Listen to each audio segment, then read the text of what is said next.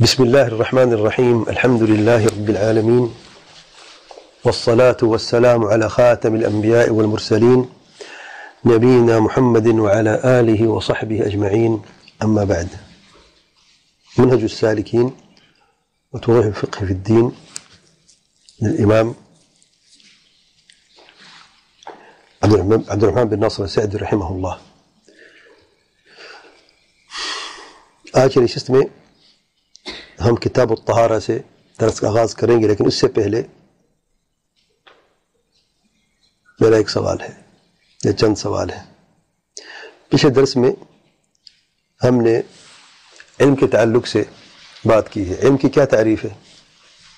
جو جانتا ہے ہاتھ کھڑا کر کے بتائے۔ علم کسے کہتے ہیں؟ علم کیا ہے؟ کتاب نہیں کھولنی۔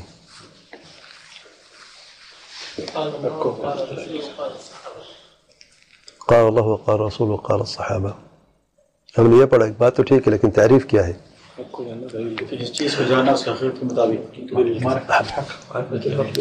کو جاننا دلیل کے ساتھ، معرفت الحق بدلیل۔ میں نے اس کو انڈر لائن کرے تاکہ پتہ چلے کیا ہے۔ انڈر لائن کیا تھا، لیکن یہاں پہ اپر اسٹوری میں انڈر لائن نہیں ہوا، شاید بھول گیا۔ معرفت الحق بدلیل ہی، حق کو دلیل کے ساتھ جاننا، اسے کہتے ہیں علم۔ حق کیا ہے؟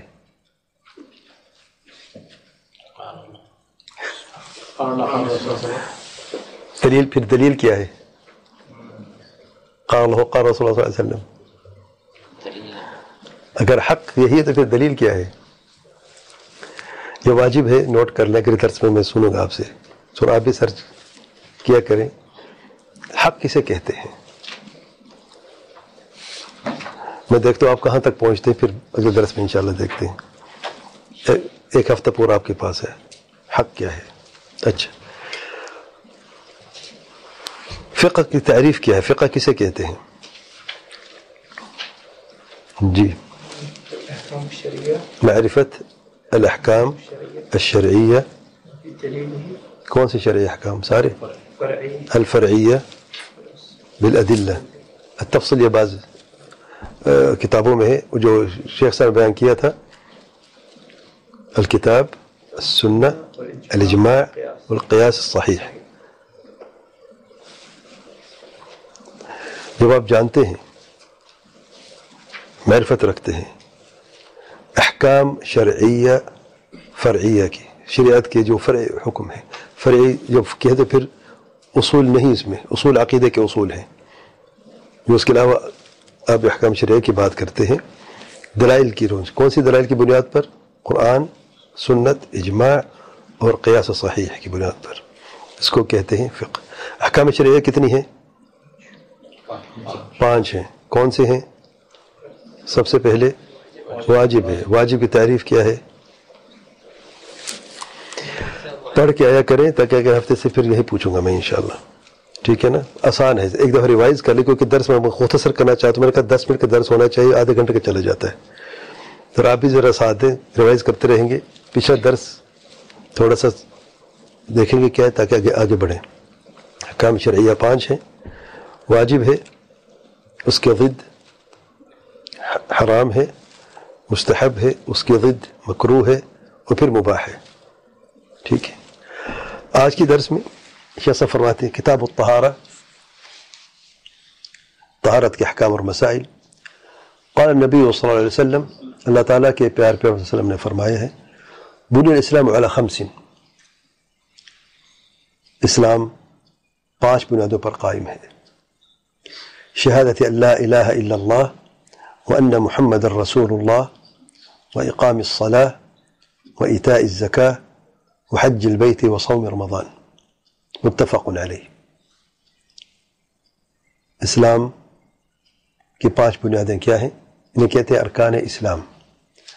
سب سے پہلے کلمہ شہادت، یہ گواہی دینا بے شک اللہ تعالیٰ کے سوا کوئی سچا معبود نہیں ہے، اور یہ گواہی دینا کہ بے شک محمد صلی اللہ علیہ وسلم اللہ تعالیٰ کے رسول ہیں۔ یہ پہلا رکن ہے، جس میں دونوں گواہیاں شہادتیں موجود ہیں۔ دوسرا رکن ہے وہ اقام الصلاۃ، نماز قائم کرنا۔ تیسرا ہوا ایتاء الزکاۃ، زکوٰۃ دینا. چوتھا ہے حج البیت، حج اللہ کے گھر کی طرف حج کرنا. پانچواں ہے صوم رمضان، رمضان کو روزے رکھنا. اور بعض روایات میں روزہ پہلے اور حج بعد میں ہے. تو 5 ارکان اسلام ہے. پھر شیخ صاحب فرماتے ہیں، دیکھ ہم فقہ پڑھ رہے ہیں کہ اس سے پہلے جب ارکان اسلام کی ہم بات کر رہے ہیں، سب سے پہلا رکن کلمہ شہادت ہے. تو کلمہ شہادت کے تعلق سے چند اہم باتیں شیخ صاحب فرماتے ہیں. شیخ عبد الرحمن ناصر سعید رحمہ اللہ، کلمہ شہادت، شہادت اللہ الہ الا اللہ، معنی کیا ہے کہ بندے کا خوب جاننا، اس کا اس بات پہ عزم کے ساتھ اور التزام کے ساتھ عقیدہ رکھنا کہ الوہیت اور عبودیت کا مستحق اللہ تعالیٰ کے سوا کوئی بھی نہیں، وہ وحدہ لا شریک ہے. وحدہ لا شریک لہ، عبادت اور عبودیت میں صرف اللہ تعالیٰ کا حق ہے، کسی اور کا حق کا امکان ہی نہیں ہے. اور اس بات پر بندے کا علم بھی ہونا چاہیے، پختہ مضبوط عقیدہ بھی ہونا چاہیے، اور اسے لازم اس نے پکڑنا ہے. صرف زبان قول کافی نہیں ہے جب تک کہ یقین کے ساتھ عمل نہ ہوگا. پھر شیخ صاحب فرماتے ہیں تو یہ بات بندے پر واجب کر دیتی ہے کہ تمام دین کو اللہ تعالیٰ کے لیے مخلص ہو کر عمل پیرا ہو جائے، اور اس کی تمام عبادات ظاہر، چاہے ظاہر ہو یا باطنی ہو، یہ تمام عبادات صرف اس اللہ تعالیٰ کے لیے کرنا ہے. اور تمام دینی امور میں کسی کو بھی شریک نہیں کرنا اللہ تعالیٰ کے ساتھ. یعنی ہم جب یہ کلمہ شہادت پہ، لا الہ الا اللہ پہ یقین رکھتے ہیں تو پھر یہ بات ہم پر واجب ہو جاتی ہے کہ تمام عبادات کا حق صرف اور صرف اللہ تعالیٰ کو ہے. تمام دینی امور جس پر ہم عمل کرتے ہیں وہ صرف اللہ تعالیٰ کے لیے کرنا ہے. تو اخلاص کی بنیاد پر عبادات کرنی ہے، یہ بات ہم پر واجب ہو جاتی ہے اور لازمی ہے. پھر شیخ صاحب فرماتے ہیں یہ بات جو ہے یہ اصل ہے تمام رسولوں کے دین کی. جتنے بھی اللہ تعالیٰ کے رسول ہیں ان سب کا دین کی بنیاد اسی بات پر قائم ہے، اور رسول کی متبعین کی بھی اسی اصل پر، یہ بنیاد پر دین قائم ہے. جیسے کہ اللہ تعالیٰ کا ارشاد ہے وَمَا أَرْسَلْنَا مِن قَبْلِكَ مِن رَسُولٍ إِلَّا نُوحِي إِلَيْهِ أَنَّهُ لَا إِلَهَ إِلَّا أَنَا فَاعْبُدُونِ.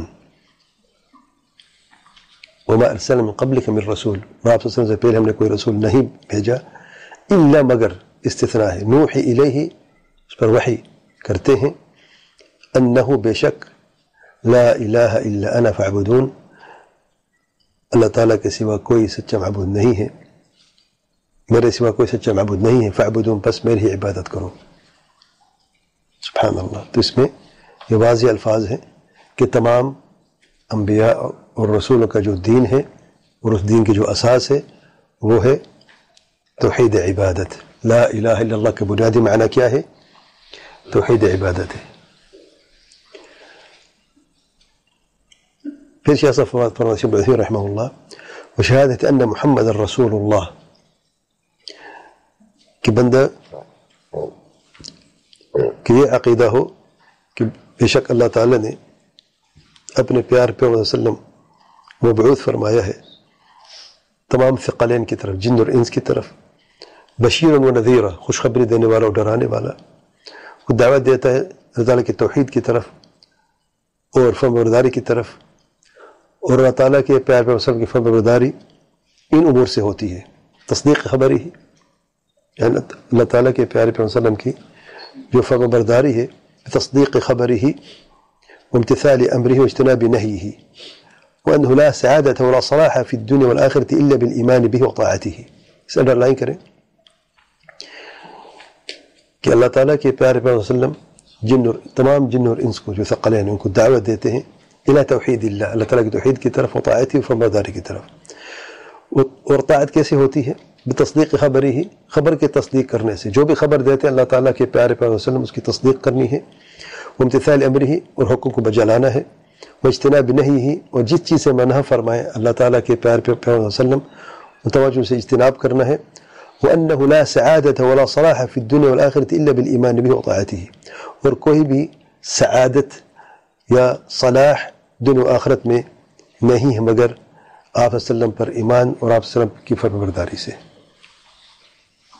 خوشبختی اور صلاح، بھلائی اور خیر کو اللہ تعالیٰ نے جوڑ دیا ہے اپنے پیارے پیغمبر صلی اللہ علیہ وسلم پر ایمان اور فرمانبرداری سے. اور یہ بھی واجب ہے، شیخ صاحب فرماتے ہیں کہ آپ صلی اللہ علیہ وسلم کی محبت کو مقدم رکھا جائے اپنے نفس سے، اولاد سے اور تمام لوگوں کی محبت سے. یہ حق ہے، واجب حق ہے ہمارے اوپر اللہ تعالیٰ کے پیارے پیغمبر صلی اللہ علیہ وسلم کا. اور یہ کہ اللہ تعالیٰ نے تائید کی اپنے پیارے پیغمبر صلی اللہ علیہ وسلم کی معجزات سے جو دلالت کرتے ہیں آپ صلی اللہ علیہ وسلم کی رسالت پر، اور جو بھی اللہ تعالیٰ نے فطری طور پر اپنے پیارے پیغمبر صلی اللہ علیہ وسلم کو علوم کاملہ اور اخلاق عالیہ سے نوازا ہے اس پر بھی ہمارا ایمان ہے. اور جو شامل ہے آپ صلی اللہ علیہ وسلم کے دین، ہدایت، رحمت اور حق پر، اس پر بھی ہمارا ایمان ہے. اور مصالح دینیت و دنیاوی، اور جو مصالح ہیں دینی اور دنیاوی اس دین میں جو شامل ہیں، ان تمام چیزوں پر ہمارا ایمان ہے.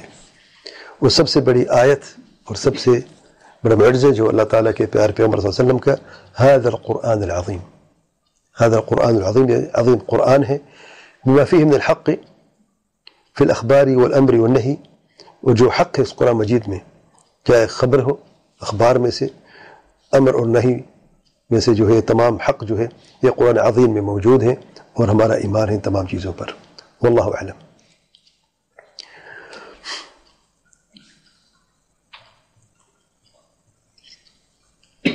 پھر امام صاحب فرماتے فصل فی المیاہ، ایک باب باندھا ہے، اگلا باب جو ہے کتاب الطہارہ میں پانی کے احکام اور مسائل. اب یہاں پر رکتے ہیں ذرا. پانی کے احکام اور مسائل سے کیوں درس کا آغاز کیا جاتا ہے فقہ میں؟ یا اس سے پہلے جب ہم بات کر رہے ہیں ارکان اسلام کتنی ہیں؟ 5 ہیں. کلمہ شہادت بات ہو چکی ہے. دوسرا رکن کیا ہے؟ نماز. نماز کی بات کرنی چاہیے. تو ہم بات کہاں سے شروع کر رہے ہیں؟ کہاں سے شروع کر رہے ہیں؟ طہارت سے بات شروع کر رہے ہیں، لیکن پانی سے شروع کر رہے ہیں. تو پھر پانی سے کیوں شروع کر رہے ہیں؟